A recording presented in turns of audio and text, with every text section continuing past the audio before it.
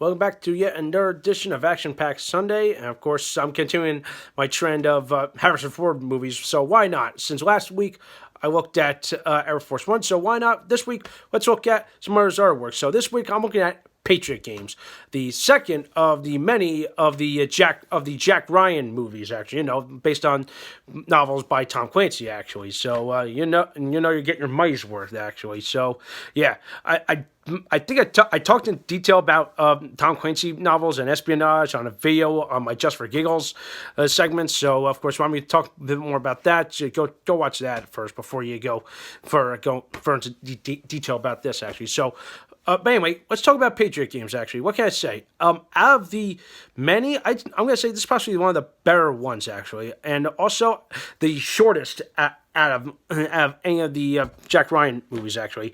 And the violence ones, actually. Because we're not just watching this like time and time again. Yeah, there's a lot more death and destruction that ever happens in any of the other movies, actually. Of course, let me point something out here, okay? And of course, I'm noticing a trend amongst this movie and the other Jack Ryan movies is that, while Hunt for October was good, but it dragged. There was some moments where it just absolutely dragged. Here, this doesn't drag. They pack all that they can into this movie, actually. So, every detail. It's to me. I feel like I was really like both watching the movie and reading the book at the same time, actually. And of course, yeah, the book is a lot more bigger. There's so many different things that can change between book to screen, actually. But hey, it really followed it to a T. So, but anyway, what about Harrison Ford? He does a great job as Jack Ryan, actually. So, pick up the reins after Alec Baldwin, who played him in Hunt for October. Of course, but anyway, I will say Hunt for October, good movie, but boy did it drag. This one was a hell of a lot better. In my opinion, way better than Hunt for October because, like I said, in terms of content, the character development, and of course the fact that, like I said, it really follows the book to a T. That means it's going to be good, actually. So if if not familiar with the plot, I'll give you the simplified plot. Okay, so while Jack Ryan's vacation in London for some reason, don't know why, with his family, actually, his wife being played by Ann Archer and his daughter played by Thora Birch, actually. So yeah, there's a little star power there.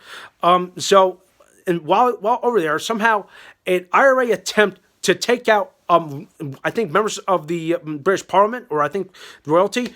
I can't remember exactly what their titles were. So in the midst of that, he becomes an unexpected hero, and he tries to stop them from getting killed, actually. And in the process, he ends up killing one of the IRA gunmen, which turns out is actually the brother of the lead antagonist, played by Sean Bean. And of course, man, goodness, I'm liking how this plot really hits home. It's almost like I said, a real life scenario, actually.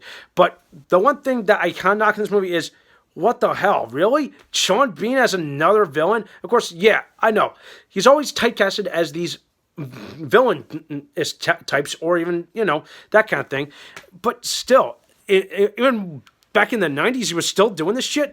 Man, between this, GoldenEye, Lord of the Rings, and freaking Game of Thrones, there's a bit of a pattern here. He's got that's being cuckolded into just that one role, actually. So, Sean Bean, you really need to get out of that kind of role. But of course, hey, that's the part of typecasting. You gotta break that type, you gotta break that mold, actually. So I really feel bad for Sean Bean for that, but. Besides that, it's a good character. It's a very convincing character. Sean Bean does a great job, actually, and it's just his force is just reckoned, throughout that movie, actually, and what I mean. But let's see, what about the rest of that cast and everything else, actually? Well, you have Samuel L. Jackson, which I did not expect. So I'm like, wow, his role was minor, but he did a good job. And of course, James Earl Jones reprises his role from the first movie, actually. So yeah. So you got some really good star power. Not to mention these three did work on Star Wars between them and Ford. So yeah, you got something really good. But what about some of the intense action? I will say, it's there. It's literally edge of your seat excitement. I love this one scene where I don't want to give too much away, but if you have not seen it, there's a scene where he's in Annapolis, and he's walking to his car and he realizes he's being tailed. So somehow he turns the tables on the guy that's being tailed and he kills him. Then realizes, oh crap, they're targeting my family, and then he just goes off and becomes just this great epic, almost just this, my god, this nail biting car chase. It's just great. It just concludes with this whole, oh my god, are they gonna live or are they gonna die moment. Actually, you gotta see it for yourself. Actually, it just really hits home for me. Actually, and yeah. But the last part of the movie, it gets really good, and of course the most unexpected twist of them all, actually. So yeah, if you're a Tom Clancy fan, you know what I'm talking about. You will love this movie. If you have enjoyed the book, you will enjoy the movie. So I'd say, pretty much, if you're a fan of espionage at all, you will enjoy this movie. Actually, if I would say, compare this to any of the others, I'd say this is one of the better ones. Let's see. As for Current and Present Danger, that's a future review, actually. Maybe later, actually. So, if I were to give this movie a rating, I don't know. I'm gonna give this movie maybe an 8 out of 10. Actually, it's far from perfect. I felt there was a few moments that dragged, or things that I felt like they could just cut from the movie. Actually, even though it's maybe focal to the plot, but I'd still say enjoy it. Actually, and we're not. Check this out. I still have it on VHS. Yeah, I know. I'm a VHS guy. I have a VHS and DVD, so yeah, I'm happy. So yeah, we're not. Yeah, it's really good. Good, actually. So definitely check it out if you can, okay? So that does it for this week. Let me know what you think. Thumbs up this video, subscribe to my channel, and stay tuned for some more awesome videos.